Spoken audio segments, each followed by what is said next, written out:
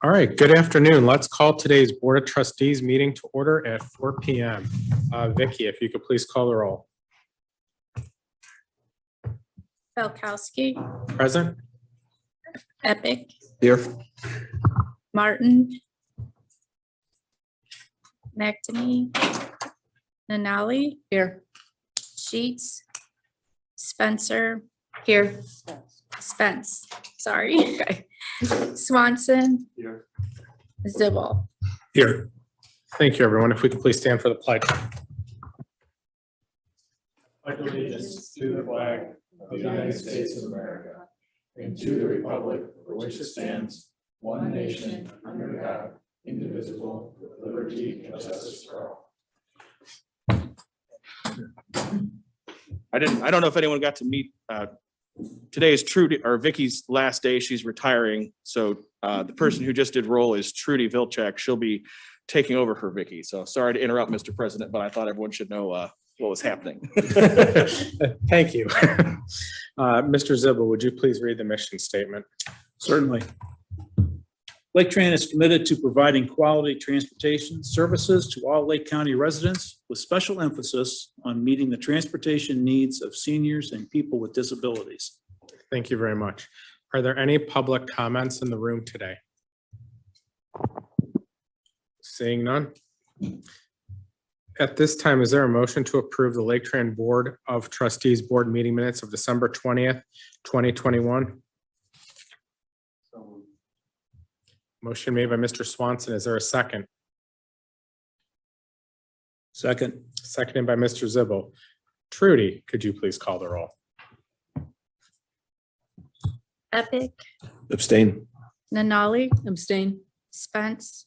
Abstain. Swanson. Yes. Zibble. Yes. And then I would vote yes, but I do not, that will not be a quorum though. So I believe we'll have to re-vote on this at the next meeting. You could re-vote, Mr. President. The board members who are not there, if you've read the minutes, you can vote to approve them if you wish to do that in spite of the fact that you weren't in attendance. But if your abstention is noted, and that's perfectly fine. Okay. Thank you very much, Mr. Dines. And it looks like I will be turning the meeting over to you for the election of officers at this time. Thank you, Mr. President. Board members, as you're aware, the election of officers is in January of each year. And what we do is open the floor for nominations, and we could begin by opening the floor for nominations for the role of president. I would like to nominate Brian Falkowski for president. Okay, Brian Falkowski's been nominated to remain as president. Any other nominations? Is there a motion to close the nominations? So moved. Mr. Swanson, is there a second in favor of nominating Mr. Falkowski to retain his position as president? Second. Thank you. All in favor? Aye. Okay, I think that was everybody. All right, Mr. Falkowski has been re-elected president. Thank you, everyone. Appreciate it. All right, we would now open the floor for nominations for vice president. Are there any nominations for vice president?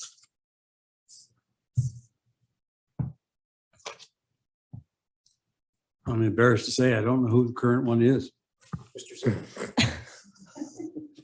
Mr. Zibble. I nominate Mr. Zibble. Okay, are there any other nominations for vice president? Okay, seeing none, is there a motion to close the nominations? Motion to close. All right, any second in favor of Mr. Zibble as vice president? Second. Thank you. All in favor? Aye. Aye. Mr. Zibble's been re-elected vice president. Congratulations. Thank you. You now have, as you all know, the secretary treasurer is appointed by the board. You could do that now by appointment. Mr. Capel serves in that capacity, or you could do it at a future time. But the secretary treasurer, of course, is not a board member. So it's a formality of sorts if you would like to. Oh, geez. I'm sorry. So forgive me. If you would like to now not reinstall Mr. Capel as your secretary treasurer, you can do so. That's by board appointment and not by election. You can do that now, or you could do it at a later time. But you do have a quorum here if you want to maintain his position as such, or if you want to move to appoint somebody else, it's your pleasure as a board.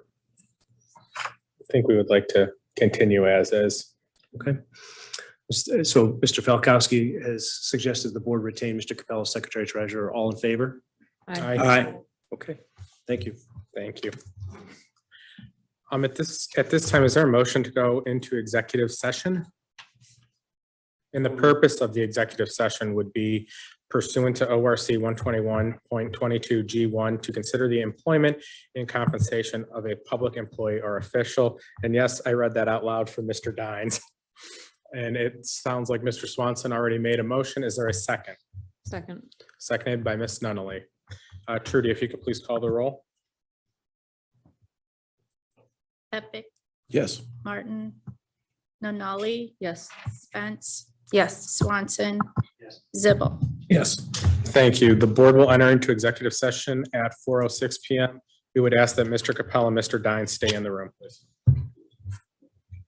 For our YouTube viewers, this meeting will end on YouTube, so the video will end. When we come back, a new video will start up again. So anyone who's watching in the Ethersphere knows.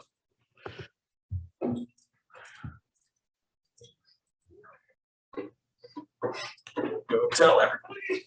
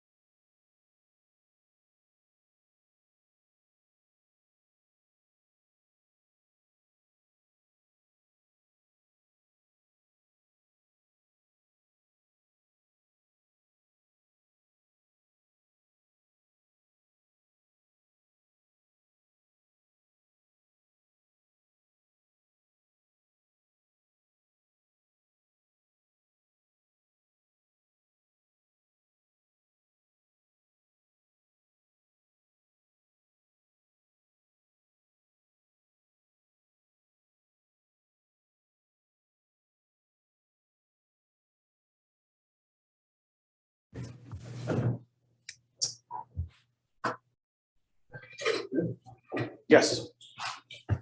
Okay, at this time, I'll turn the meeting over to Lisa for the November 2021 financial statements.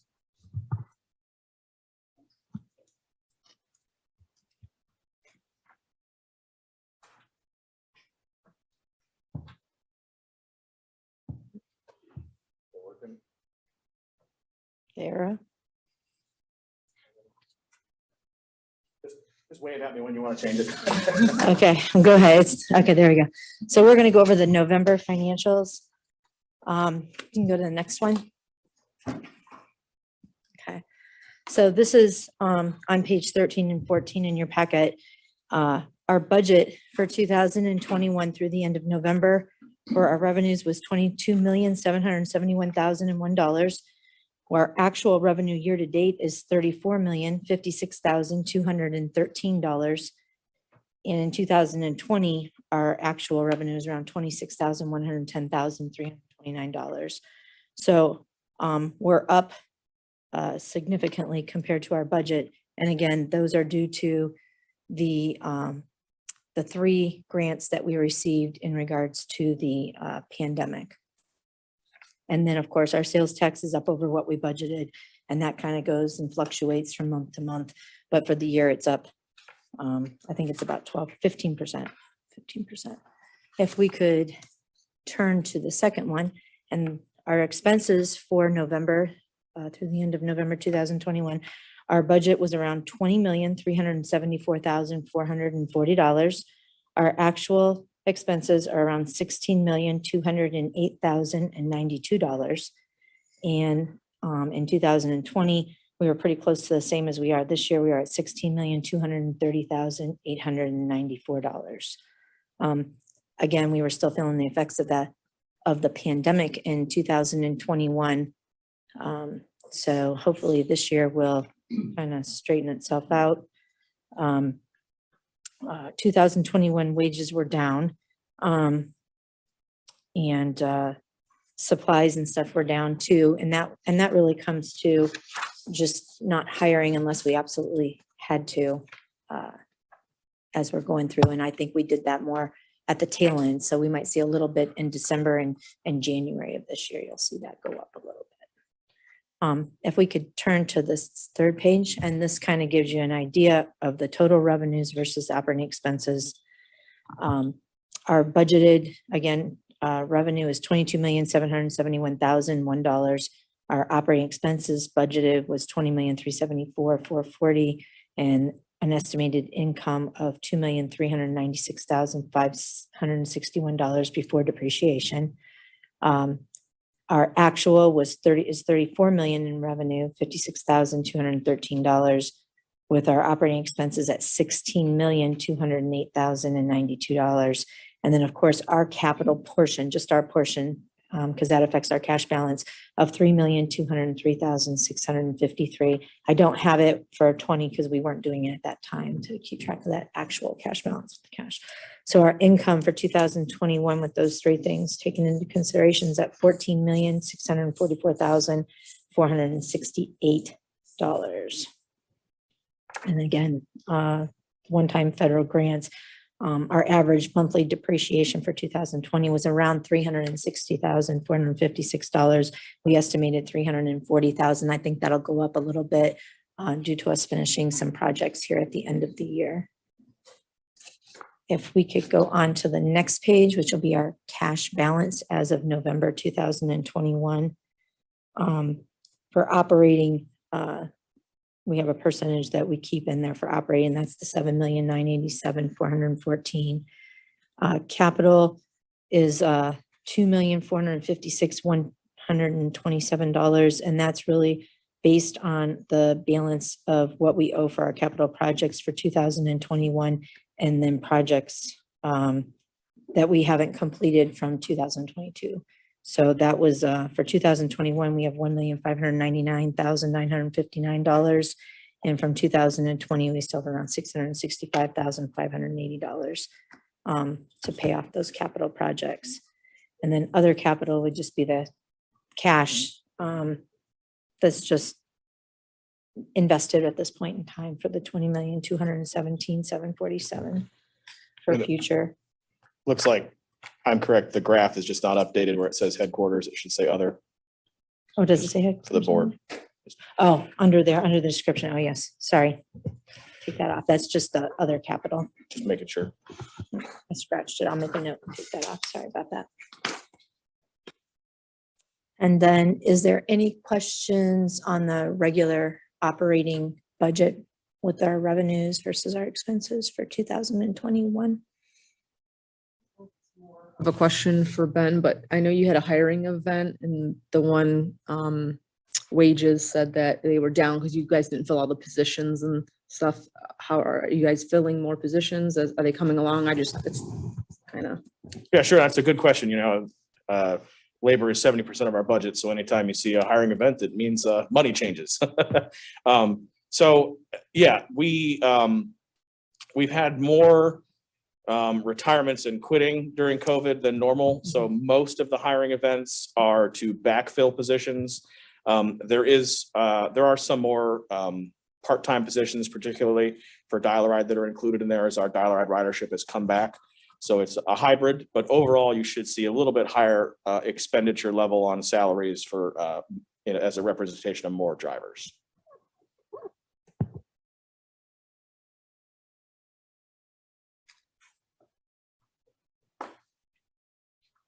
Are there any other questions? Okay, then I'll go on with the STS budget. Okay, for November 2021, we had estimated our revenue to be $43,059,000. We were actual at $43,059, and our actual at $29,392. Again, we were feeling still the effects of that pandemic. This did pick up, and most of that is due to the end of the year around September, October. We have seen more ridership, and I think we're still seeing that with some of the senior centers, leadership Lake County, and particularly the senior centers, I believe, are Eastlake and Fairport that's using it. They actually have a contract with us to use that. And I think even Lakeland's used it a little bit also. Our expenses that we budgeted for 2021 through the end of November as 107,254, and our actual is at 65,459. And I do think that you'll see that grow for this year if we keep at it just like we have been between September and the end of the year. Is there any questions on the STS? Which is our special transportation services that we do. Okay, if we could, capital projects, okay. So capital projects, our federal portion for 2021, I have it listed over here to the right-hand side, detailing it out for prior to 2021, 22, 23, 24, and 25. We have a total of $18,488,423 for our federal portion, $6,029,716 for our local, and $620,000 for our state share. That is detailed out in your packet on page 22. And I would venture to say that most of this is probably the annual purchases for our buses and stuff. There's a few little projects in there, but the majority of it will be for buses for those years.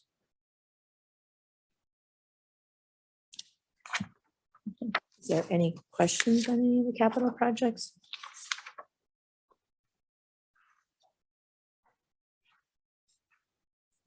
Okay. Are there any questions for Lisa?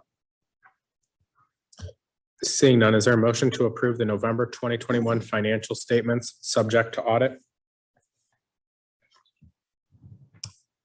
So moved. Motion made by Mr. Zibble. Is there a second? Second. Seconded by Mr. Epic. Trudy, could you please call the roll? Epic, Yes. Nanali, Yes. Spence, Yes. Swanson, Zibble. Yes. Thank you, everyone. At this time, I think I'm going to turn the meeting over to Andrea. Yes. Good evening. We're going to talk about bus stop signs. Oh, I did that. Did I get it to work? I may not have gotten that. Hold on, it looks like I did. Oh, I thought I did.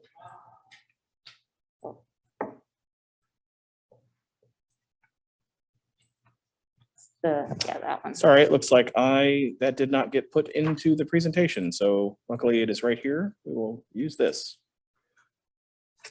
Now I Super. have to All right, we turn can go to the screen share next back on. slide. All right, so bus stop signs, very exciting. As a standard, our bus stop signs are placed every quarter of a mile along Laketran's in-county fixed routes. We have about 740 bus stop signs throughout Lake County, and roughly 20 or so are replaced every year due to damage. They mostly get hit by cars or snow plows and things like that. This is a picture of what the current bus stop sign looks like. So starting at the top, we'll make our way down. You have an aluminum sign with vinyl graphics. You have the top bracket that holds the sign up. Then you have the post or pole. It's actually not a perfect cylinder. It's actually octagonal, and it is powder coated blue. And then the square or the rectangular box, we call it a ride guide. And the ride guide has 4 sides, and inside are printed inserts that describe the route information and general Laketran information. The ride guide also has a cap, and then there is an anchor plate that sometimes is used to bolt the sign to the ground. And then there's also labor and materials to install the sign. These signs were first installed in 2004, between 2004 and 2007, and the price of the signs has increased a lot in that time. The 2016 pricing is, as you see here, about $782. We can go to the next slide. So after 18 years, these signs are beginning to show their age. The powder coat is not holding up to our harsh winters and just general environmental conditions. Some of them are, need to be fully replaced. They're no longer vertical. They just don't portray Laketran's commitment to quality. They're not representing our high quality transportation service. So cost is one reason we are looking to replace the bus stop signs, but also their physical condition is another reason. Next slide. In addition, the ride guides are just not an effective tool for the passengers anymore. The world is a much different place now in 2022 than it was in 2004. These signs predate cell phones, or smartphones. So everyone, a lot of our riders now in their pockets are carrying the real-time information for our bus routes. The ride guides display the route times, but anytime we retime the routes, the signs are no longer accurate. So we have to reprint four inserts per ride guide, and then also the labor to go to 740, or if it's just one route, roughly 80 signs, and change out the inserts. That is labor intensive, and it's also expensive. So it's time for a change. So for our routes 8 and 9, we decided to try out a new sign system. It is it uses more standardized parts and is streamlined. So instead of 7 total components, it's just for the pole cap, the bracket, and the sign. The pole is a 10-foot galvanized steel pole, and the post cap are also, they're standardized off-the-shelf components that we can get from many different manufacturers. There's fewer components, increased durability because steel, it's not painted, and they're easier to install. They don't require cement or an anchor plate to hold them to the ground. Next slide. So when we decided to go out to bid to procure bus stop signage, we wanted to issue a contract that would allow us to purchase signage over a multi-year period. And this is one instance in which we could have either done an invitation to bid or a request for proposals. But after doing some internal discussions, we wanted to have the capability for the vendors to submit a sample sign and a sample bracket. So we went with a request for proposals so we could evaluate the quality of the sign, the graphics, and the quality of the bracket. So we issued 2 procurements. One was an RFP for sign printing. One was an RFP for the bracket fabrication. We received 7 proposals for the sign printing and 4 proposals for the fabrication of the metal sign bracket. So this is the evaluation of the proposals for the bracket. As you can see, one vendor was non-responsive because they did not submit a sample bracket on time.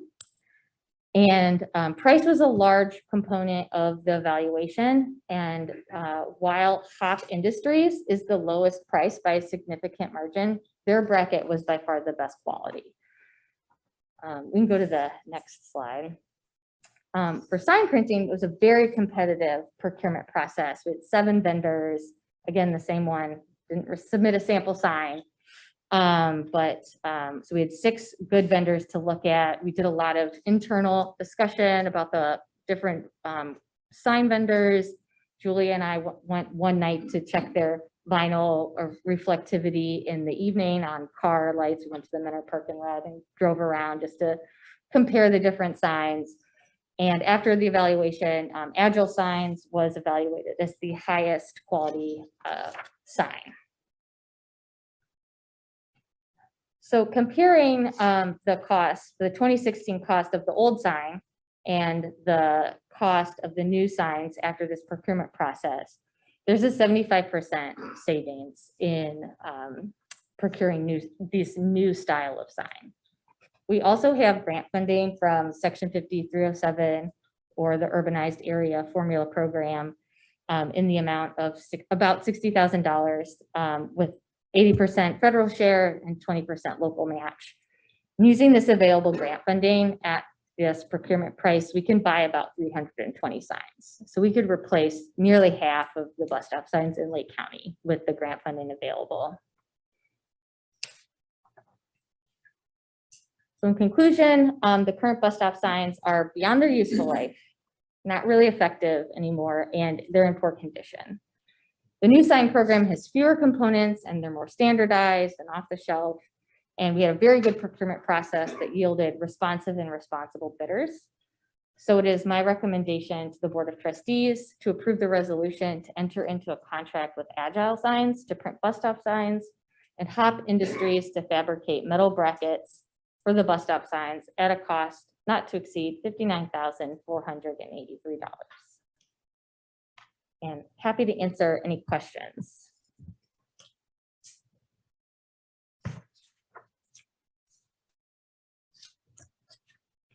Are there any questions?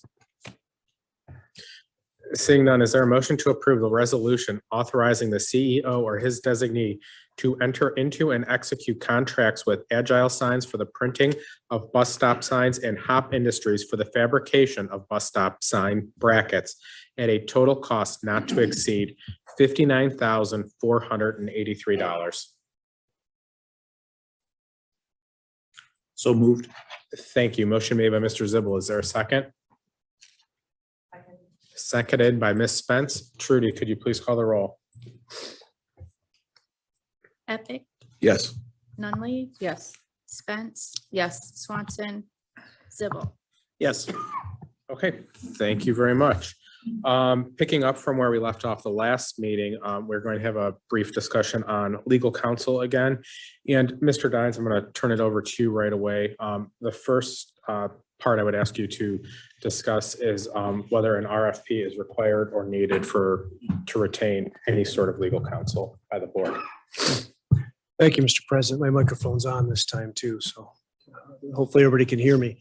I think actually Mr. Zibble and Mr. Falkowski were the two present at the last meeting. We discussed this. Some of the other board members who were there are not here today. And so I'll go over this briefly for those of you who are here, and I apologize that two of you will hear a little bit of this again. But there was a question raised, Ben raised a question as to legal services and renewing and or retaining the same and how that fits in with the Laketran Procurement Manual, which was passed earlier this year. You'll note that the procurement manual in part speaks largely to federal guidelines and what those federal guidelines are as far as Laketran's purchasing and procurement matters. Laketran is a creature of statute, of course, governed by Ohio Revised Code and starts there. And the Revised Code also dictates and prescribes and delineates, if you will, what the board can and can't do and what the board should do. The manual in and of itself, which was created, states in its preamble a couple of things, one of which is it's seeking to provide clarity to the agency in its purchasing in line with federal guidelines. That, what I think is important to note is it's not running afoul of what the state statute provides, which creates Laketran, of course, provides for it and what it can do. The preamble to the procurement manual states, and I'm quoting it here, the references cited in and included in this manual provide additional guidance. Reference material is available in the procurement department and on the web at transit.gov. So I think in line with that, what's notable is that the FTA or the feds don't specifically earmark funds to be sent to Laketran and then used to pay legal counsel, if you will. And I don't believe there's a grant for that either that says you can use this funds for your legal counsel. So again, the revised code provides specifically, and I'll give that to you, where it states in section 306.43H6, competitive procedures under this section are not required in any of the following circumstances. When it substantially involves services of a personal, professional, highly technical, or scientific nature, including the services of an attorney, physician, surveyor, appraiser, investigator, court reporter, adjuster, advertising consultant, or licensed broker, or involves the special skills or proprietary knowledge required for the servicing of specialized equipment owned by the Regional Transit Authority. So the Ohio Revised Code, of course, provides for a board. The reason being provides for most boards, whether it be Laketran or, for instance, the Port Authority where I'm counsel, to hire who they want for a specific purpose and carves that out. And the reason being, the board wants to hire someone with specific skills and a professional nature that they think is important for them on behalf of doing the board's work and that of the agency, which is what you've done and what Laketran's done in the past and what you did, in fact, with me when you renewed my contract a year ago. It's important to note that if any time the board's unsatisfied with me, you can fire me at will immediately. The contract provides for that, and you don't have to retain me. If you say, hey, look, we don't like what Dines is doing, we want somebody new, you can then amongst yourselves decide who you want, or you could pursue whatever process you want. That's your luxury as a board.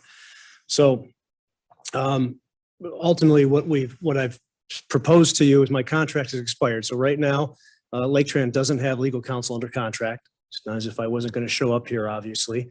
Happy to help and just kind of going under the auspices that we were before. Quite frankly, you could choose not to pay me and I won't get paid, and that, that's okay.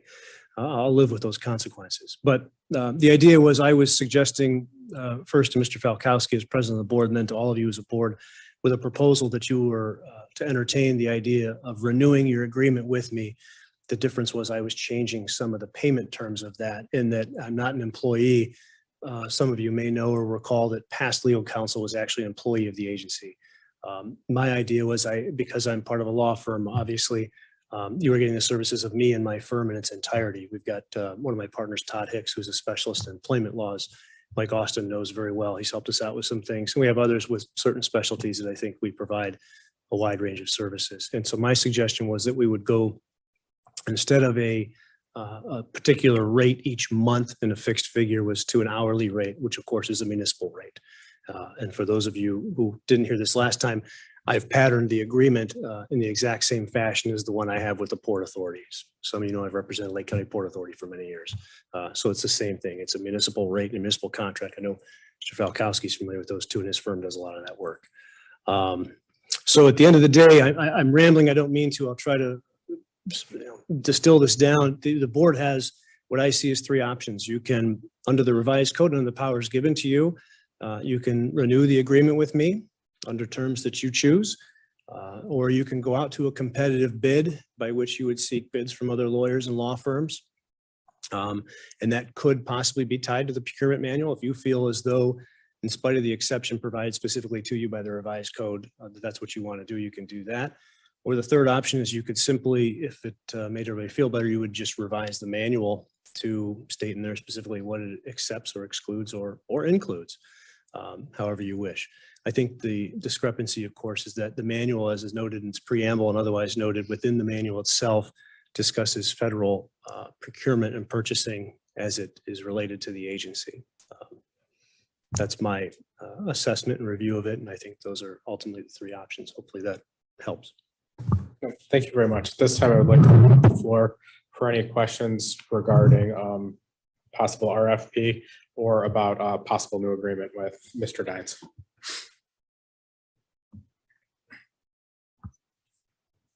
Okay, so help me with this one. Is the board bound by the procurement manual, or is the procurement manual written as a, if you will call a check on management? So the procurement manual on its first page states federal procurement guidelines and grant management. Okay. And then this was first established June 20th, 1997, most recent revision, June of 2021. In that, then the manual states further down, this manual is not intended to be all-inclusive. The references cited are included and provided for guidance.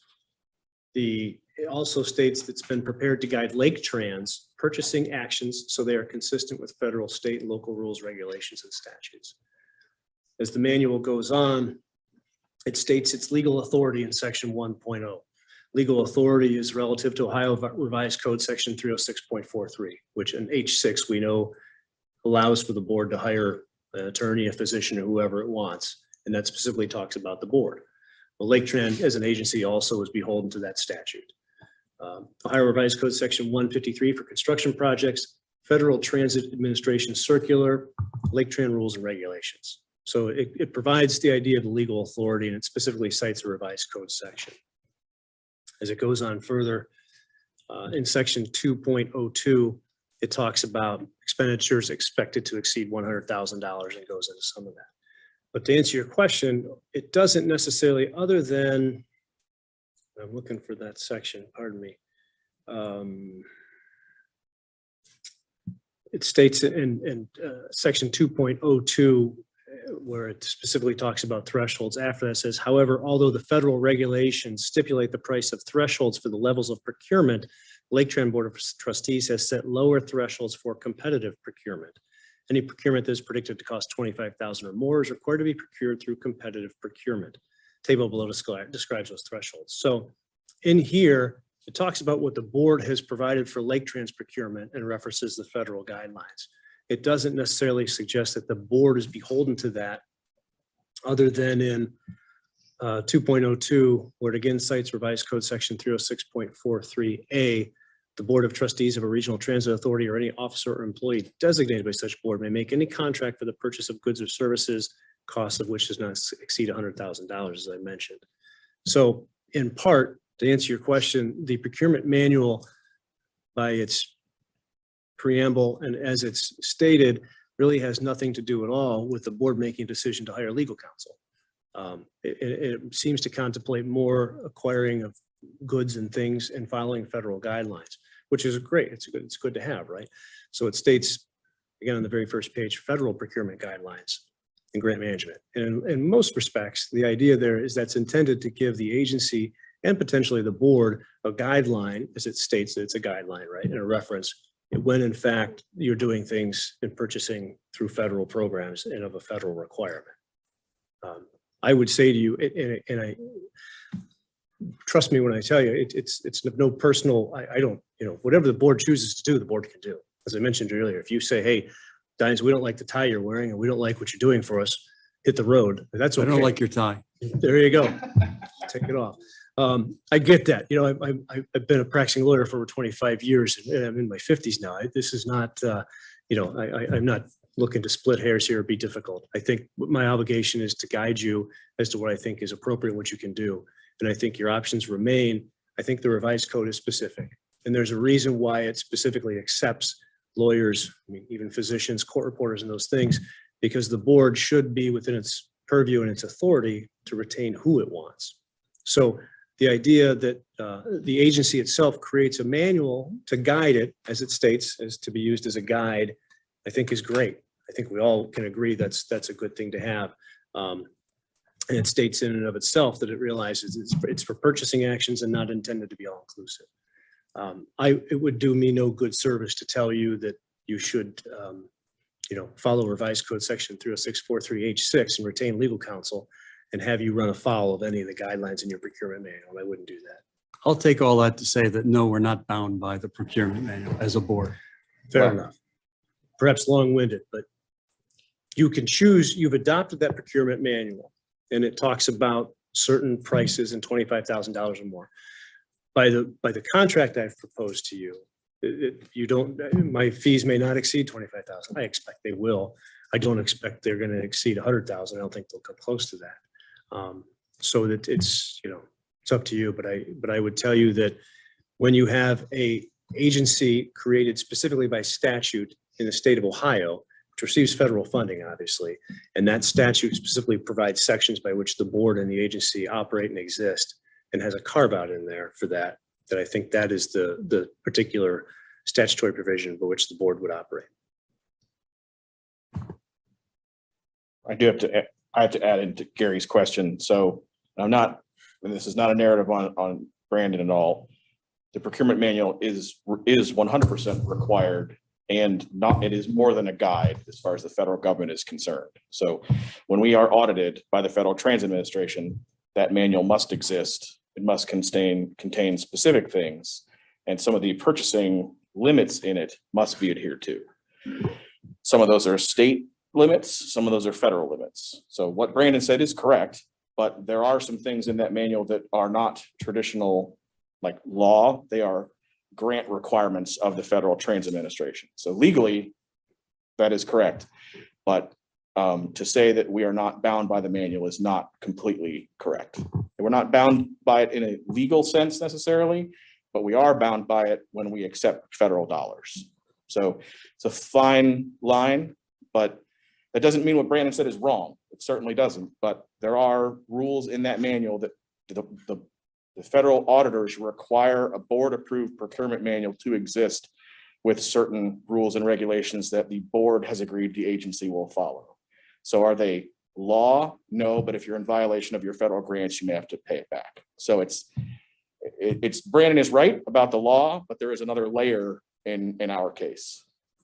I didn't mean to, I'm sorry, I'm not. No, and that point's well taken, and I didn't mean to suggest that the manual should not be followed. I mean, that, of course, the manual provides great guidance, and obviously the manual then cites to federal guidelines, and whether it's federal code provisions or Ohio revised code provisions.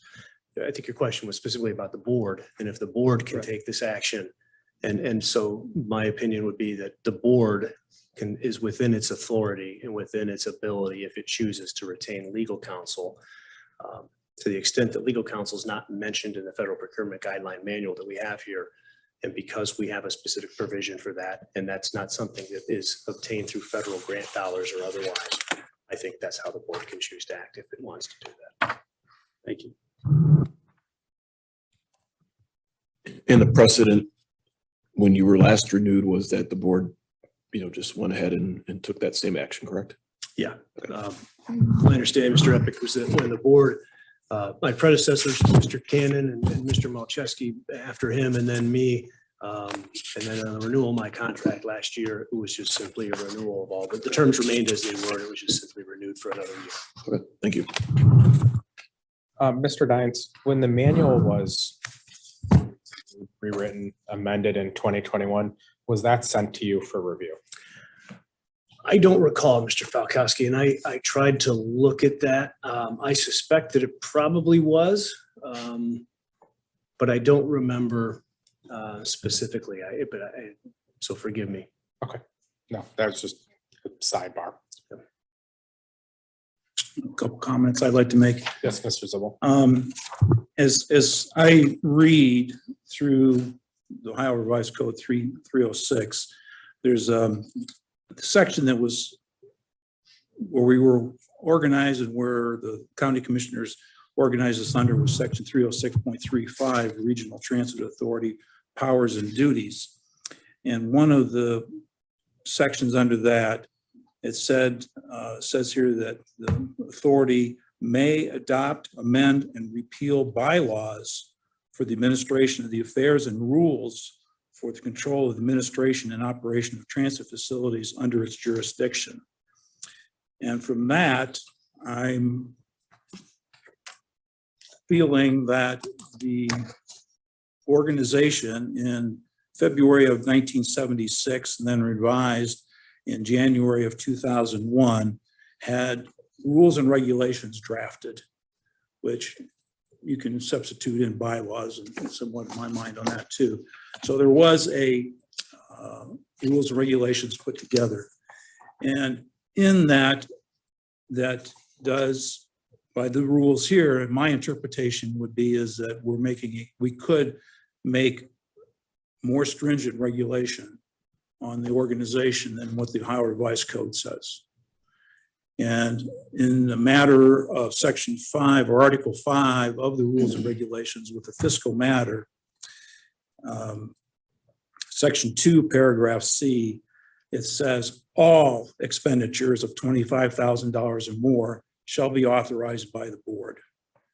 So to me, that means anything above and beyond 25,000 needs to be authorized by the board, which then to me goes back to the procurement manual, which was after this, that says that an RFP or a competitive process should be followed.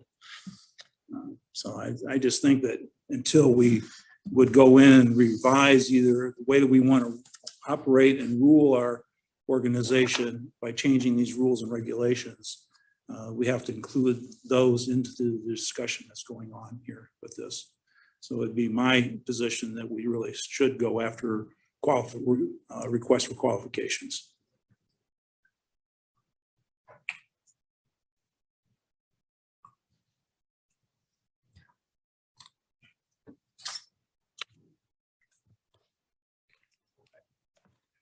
Again, my position on this is the board can do as it pleases. It's up to each of you to decide what you want to do. I think Mr. Zibble brings up the rules and regulations, and it's evident and patently clear in there that it suggests the board is authorized to take that action. The board isn't authorized, as stated in the rules and regulations, to adopt whatever policies it wants to do, and it can adopt those things. And it's adopted a procurement manual by virtue of its vote and resolution for the same.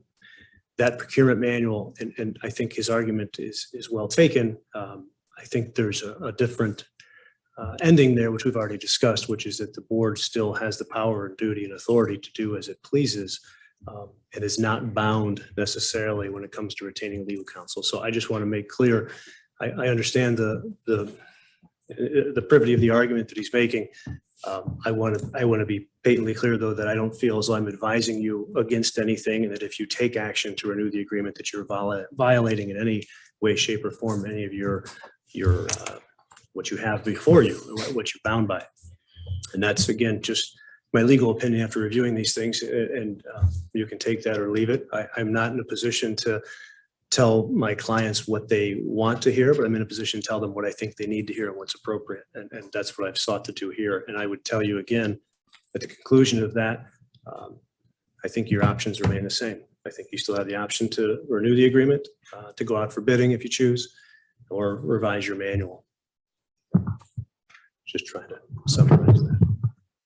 No, thank you very much. Any other questions, comments, or statements at this time? What are we looking for a motion to do any of the following: renew, competitive bid? So I wrote down 3 things. So you're thinking the same thing as me. I think we have 3 options before us. Option 1 is you do an RFP and you absolutely pay Brandon for any time, Dresser, Bismarck, Dolan, for any time they spend in January and will spend on Laketran. Option 2, you amend the procurement manual to exclude legal services and you renew Brandon / Thresher, Dismore, Dolan. Or 3, you just renew Brandon. I think those are the 3 options that are here before us. I don't think tabling it or continuing at a later time would accomplish anything. Those are the 3 options. If anyone like to say anything, that would be a great time. I move for number 3. Is that a motion? It is.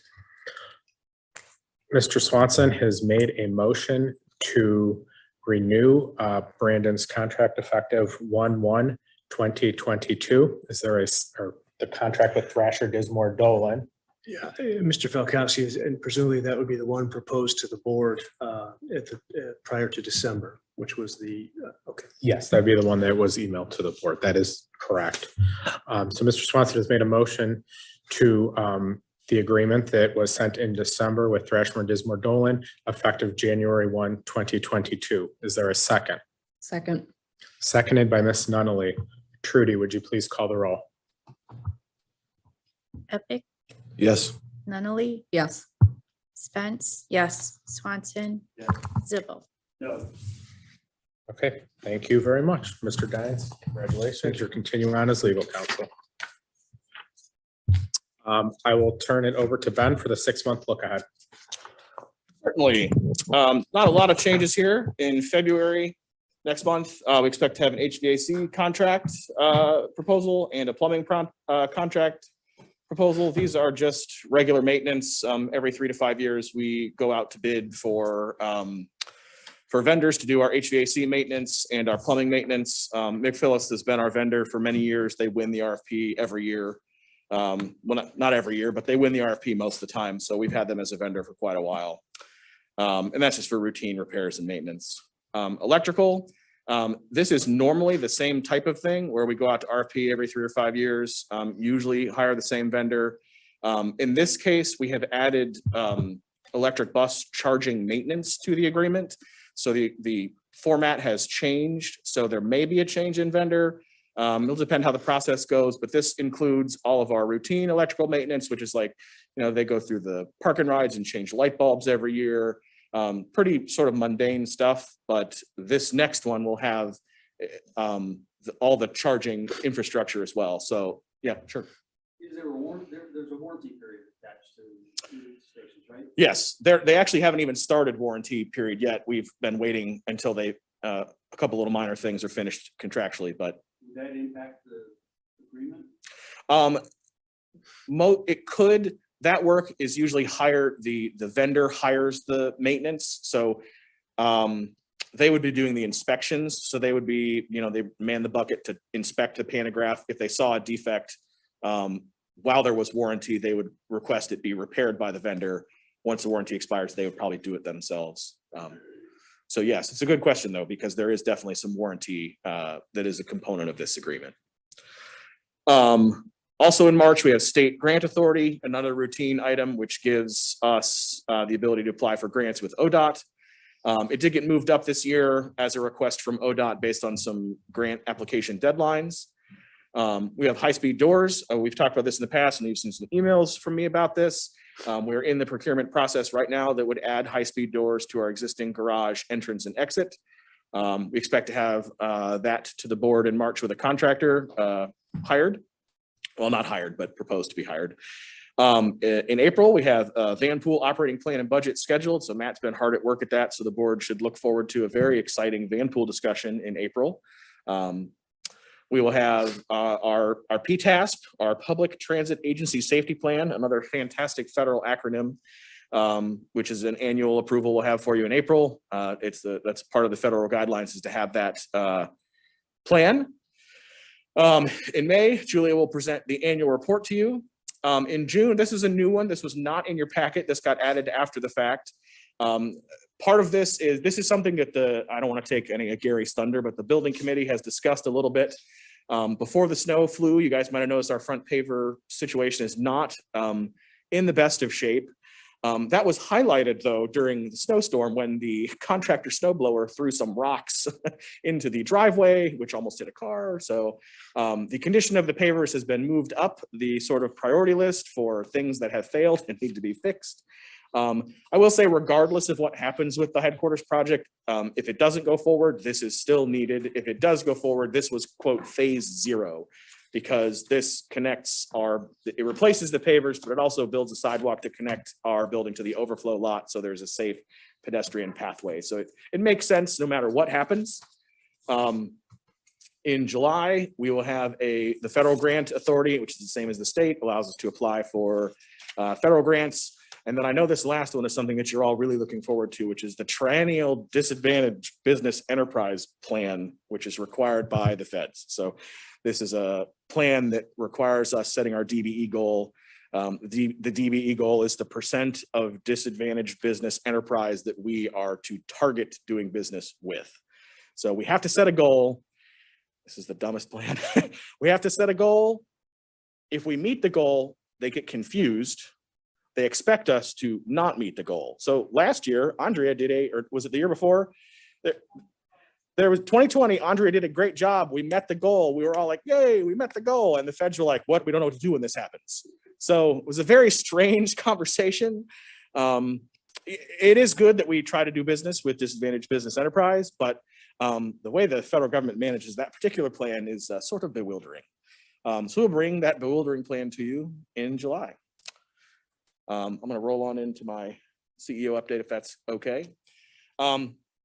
So most of my CEO update was in your packet is sort of routine updates on things. I'm not going to go over it unless anyone has any questions. I do want to talk for a moment though about our hold times and service levels in customer service. So over the years, we have spent a lot of internal effort on increasing our technological capacities for customer interaction. So we've added real-time bus information, we've added real-time signs, we've added the ability for customers to book online, real-time information for dial-a-ride. So we've added a lot of tools in the technology department to help customers interact with us. Those are great tools and their usage is continuing to grow. However, we haven't spent as much time as maybe we should have on the phone component.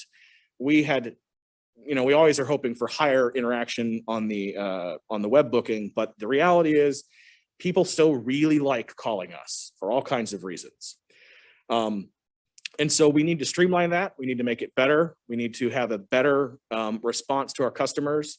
Some of our hold times are terrible. I think most of us, if we call, the gas company or the power company and we're on hold for more than 3 minutes, who here is not agitated? I think everybody. In general, so in 2021, in 2021, we took just under 100,000 phone calls. We had about 30,000 trips booked online, and we had 831,000 visits to our website. I wanted to take that call number and put it in perspective. So calls are down, but the calls per customer are up.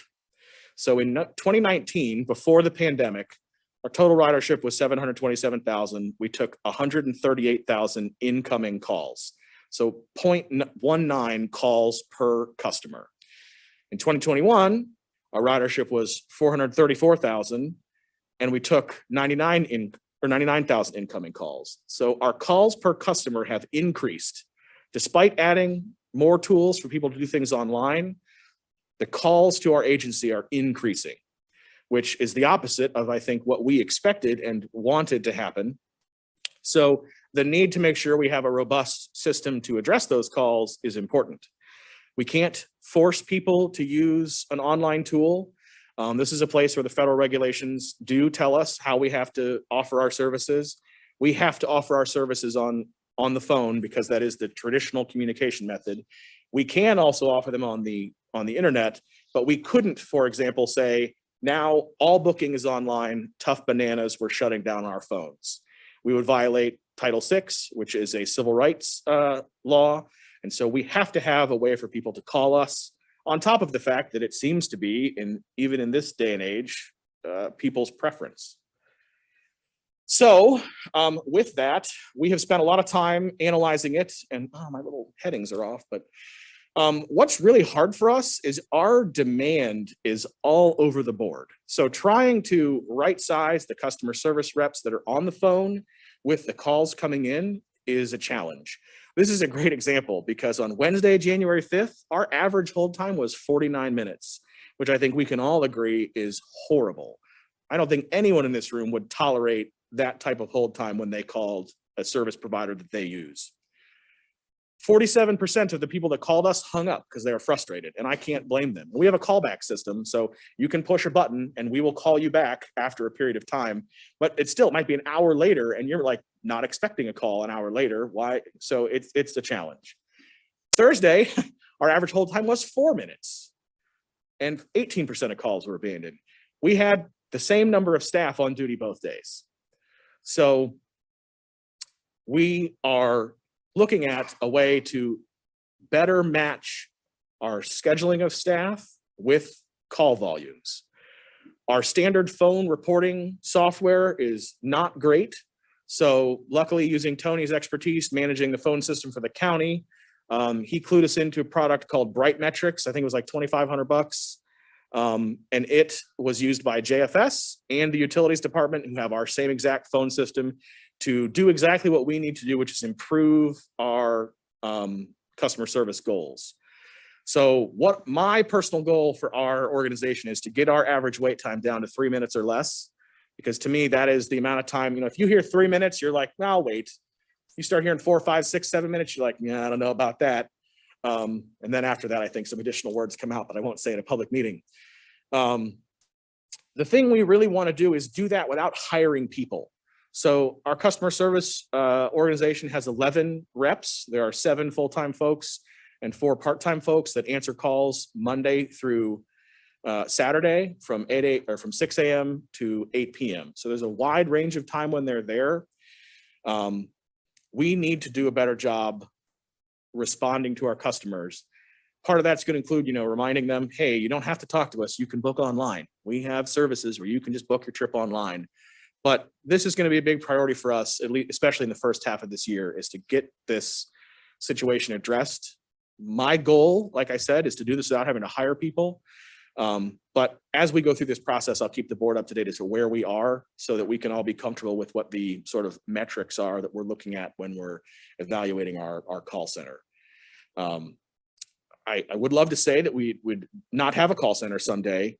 I don't think that's realistic. Too many people need to talk to us for a whole number of things. Keep in mind that a lot of the folks that interact with us might have special circumstances. They might be a Medicaid customer, they might be a JFS customer, and they might have special rules that they need to set up an account or interact with us. So not having phone operators is not realistic. And from the data I have today, it shows that actually the number of phone operators may have to grow over time, which I don't like the idea of, but that's something that we'll find out in the data. I'm hoping that we can really drive our hold times down and keep our people flat. So that does mean though, when we revamp our phone menu, there may be some friction in the community because things are a little different. You might have to navigate a phone menu more. So as a board member, as you're out in the community, you might hear people say, gosh, it's annoying that Laketran changed their phone menu. My counter is, yeah, we changed our phone menu, but hopefully you're not waiting 40 minutes on the phone for us. So anytime we make changes like this, it can be a little sensitive, which is the other reason I want to let the board know. But we are going to be spending a lot of time looking at this, figuring out how can we do this better, really with processes, procedures, and yeah. So unless anyone has any questions about other things in my report, that is what I wanted to talk about today, or about this. It's a really fun and exciting phone conversation. Thank you. In regards to the committee report, the Special Projects Committee did not meet last month, so there is no report. I believe they are working on setting up their next meeting. Working on it. They're working on it. Is there any old business in the room? Seeing none. Any new business? At this time, is there a motion to adjourn today's Board of Trustees meeting? So moved. Motion made by Ms. Nunnally. Is there a second? Second. Seconded by Mr. Epic. Trudy, can you please call the roll? Epic, Nunnally, Yes. Spence, Yes. Swanson, Zibble. Yes. Okay, thank you, everyone. We are adjourned at 5:45 today.